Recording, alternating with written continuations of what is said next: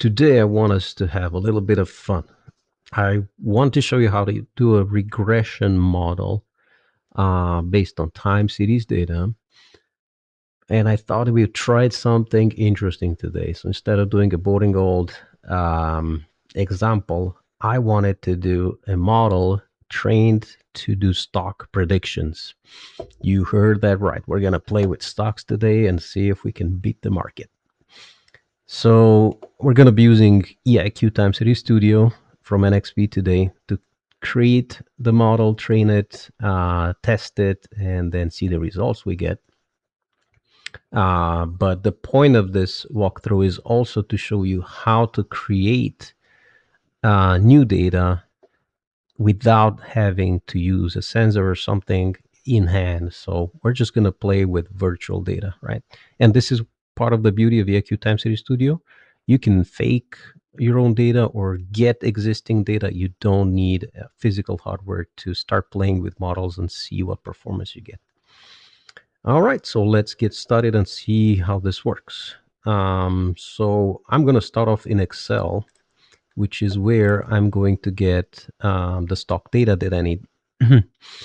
If you didn't know, Excel has functions to actually get stock history for any known stock ticker.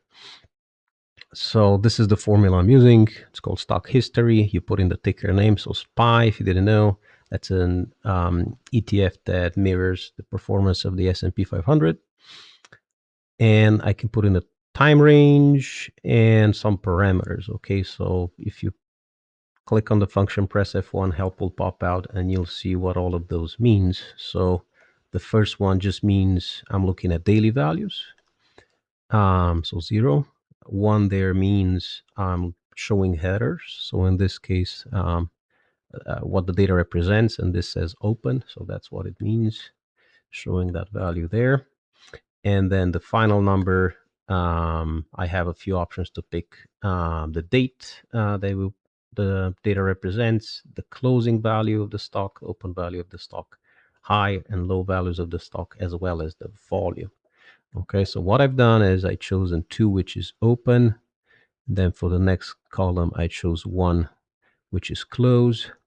And then for the third column, I choose 5, which is volume. Okay, so probably the biggest indicators. This is not financial advice. Again, I'm just picking some values here to show you how it works. And I chose the range of the entire year 2024 in one set, and then the entire 2025 for the other set. I'll be using 2024 as my training data set and 2025 as my testing data set. So we're training a regression model. So that means that I'm trying to predict a future state in this case, or it could be a variable that's not directly measured based on the current system state. Okay, so in this case, the current system state is today's open and close values for my stock, as well as the volume traded this day. And what I'm trying to predict is next day's open. Okay, so then as you'll see here, I also added a column that's actually for this date. This is what I'm trying to guess, okay, based on this set of values. And this is the next day's open price, okay? So this is what this column represents. You can see, right? And it goes down for the rest of the year. So I'm going to take these 4 columns, okay, and this is what my model will need. My predicted variable, okay, this is what it's trying to learn how to predict, and my known variables, this is based on what it's trying to make that prediction. Okay, so once I have my data, okay, I'm just gonna copy it all the way down, make sure I have values for all rows. So the last row that doesn't have a value, that I don't copy, and I go to create a new blank workbook. where I paste all my numbers in, and I make sure I paste just values. Okay, so I right click and select paste values because I want these to be just numbers. And the other thing I need to do is go select all the data, right click and go to format cells and make sure they're selected as numbers. So the type of data needs to be numbers. Okay, because otherwise I will get the dollar characters and commas in there that will mess up the data when I import it. Okay, so that's as simple as that. I'm going to save this file, save as, pick a location, set a playground here on my desktop, and this is SPY data for 2024. Oh, and I forgot to pick the type first. Okay, first I need to pick CSV. So Time Series Studio works with comma separated variables. Okay, and it says here that's comma delimited. So that's my delimiter. I'm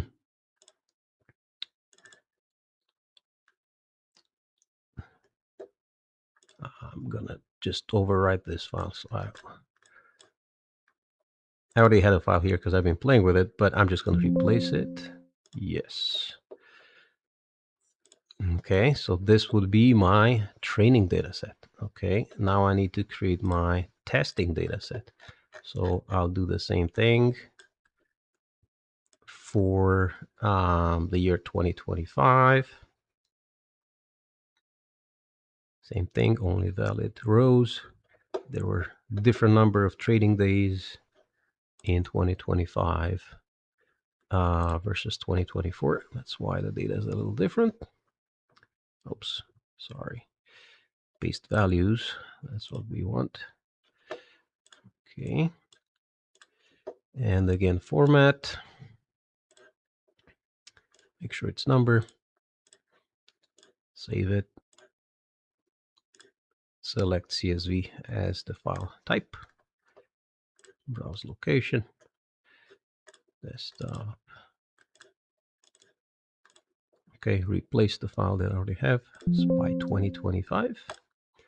Replace. All right, so we should be good to go. Now we have the data to train the model on. So now we go back to Time Series Studio. Okay, and this is where you get to by default. You get the home view.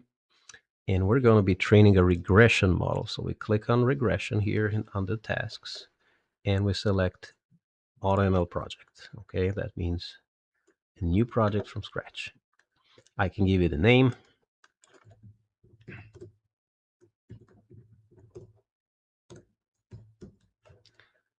I pick a target I want to deploy this to. Okay, and this, if you're just starting out, you don't know what you're going to run on, don't worry about it. Okay, this works just fine, and you can create a model and test it without knowing what hardware we're going to use.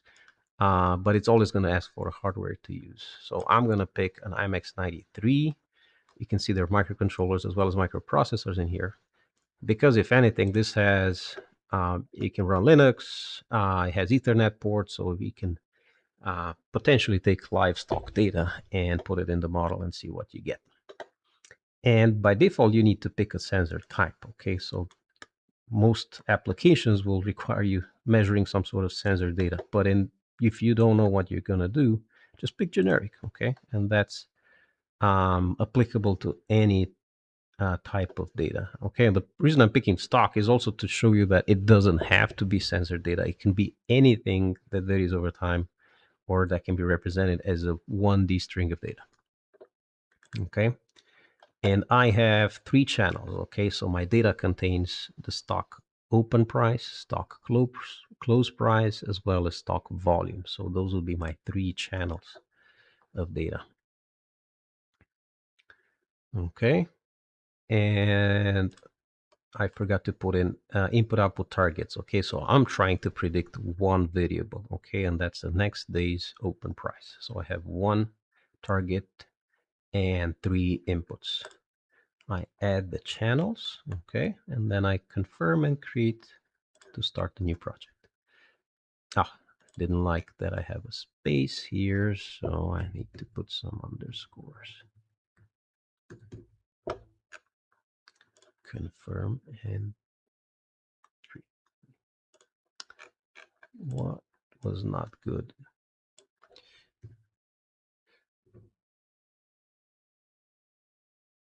Was that better? There we go. Doesn't matter.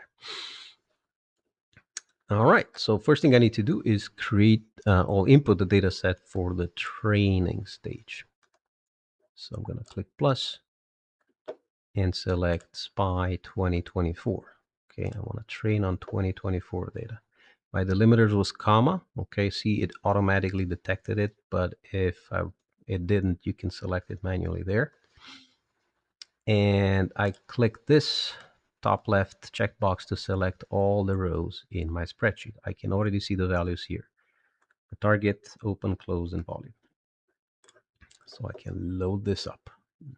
Okay, and the view here is not going to be great. I'm just going to see all 251 days separated. So this is the open, the close, and the volume for that day. Looks good. Okay, that's all I need. I go to training and start new training. I choose classical machine learning model. Most of the time, this works just fine and creates the smallest, lightest weights models. And I can also enable shuffling the data if I wanted to. I'm just going to disable that and leave the default training to validation ratio 8:2. So that's how much of the data set to leave aside for validation. So it's going to train on 80% of the data and validate using the rest of 20% of the data. And click start. So now behind the scenes, eIQ Time Series Studio is going to look at all its known classical machine learning models and try to apply every one of them to the data that I just gave it. And it's going to see how each of those models performs, and it's going to sort them based on performance for me. So I don't need to know data science, machine learning, any of that. The tool will just do everything for me. And this just takes a minute or two, but I might speed it up if it takes too long.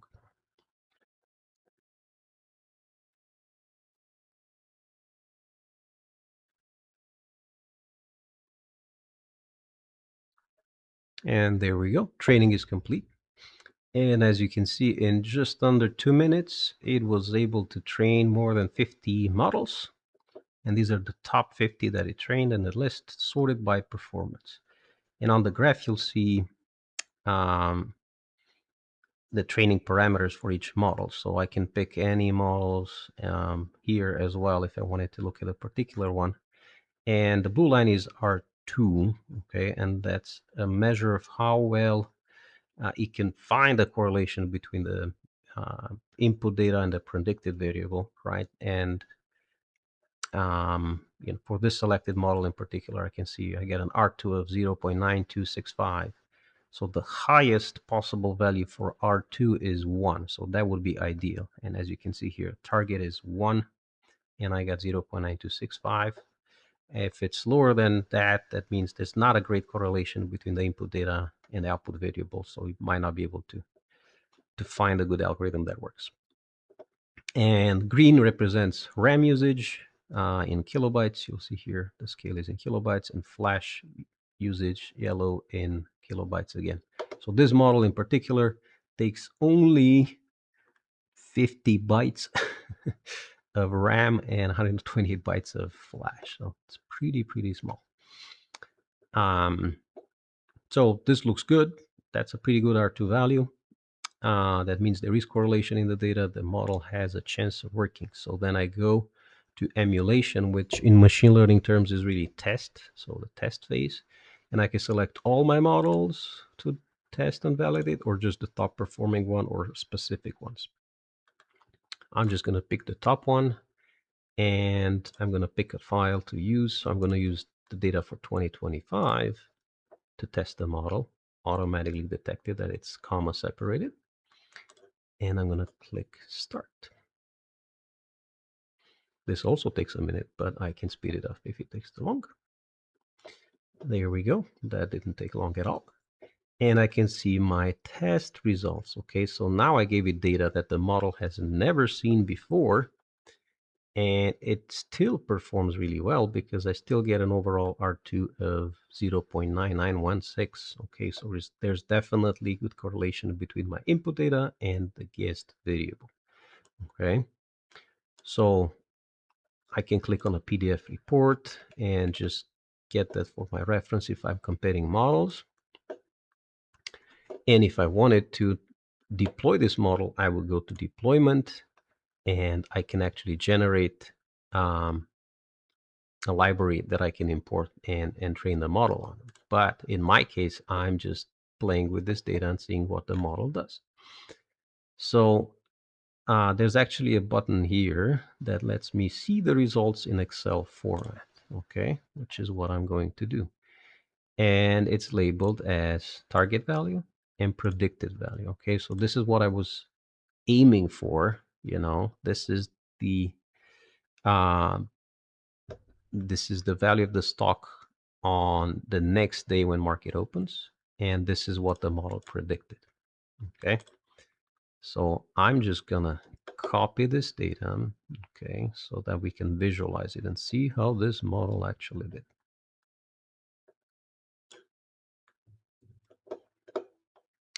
And I already prepared the file where I just created a graph and extracted the numerical values. Okay, so I'm just gonna paste that data in, and this is the formula I used to extract the numerical value, because this is just a string. So you'll see all it does is just extract the number 587.53. Same here. Okay, and then I plot the result. Okay, so drum roll please. Let's see how it did. So this is the graph of the two values, and okay, legend is over here. So blue line is the actual market open on the next day, and the orange line is what my model predicted. Okay, and as you can see, it's somewhat correlated. You know, there's a good match between what the market did and what the model predicted. Although it just seems to be lagging one day a little bit, right? So that's kind of how it does. It's not great at predicting future events as much as I would have hoped, but it's probably lesson learned for everybody. The stock market is unpredictable, even more so. Okay, I'll show you the sneak peek here. So if I plot now what the model predicted and then what the last day's closing price was, you'll see it's pretty much the same. Okay, so now it's inverted. So now the blue line is what the model predicted, orange is the previous day's market close. So for the most part, it's just taking the last day's close as its guess. And it's not exactly the same. See, it's 591.95 versus 587, and 595.36 versus 596. So there's a difference. But the great majority of the guess is based on the previous market close. And that's what a lot of economists will tell you, that stock market is unpredictable, and you're better off just taking the previous close as a guess rather than trying to predict highs and lows. So unfortunately, can't solve your trading problem, but this is how easy it is to create a classical machine learning model that can do regression based on existing data or data you just make up in Excel if you want to. And you can use more than the 3 channels. You can guess more than one variable. Is limitation is not to 3 channels and one guess variable. So you can play with this if you want to, or experiment with your own stocks if you want to play with this further and see what you get. But that's how easy it is to use eIQ Time Series Studio to create a model from scratch.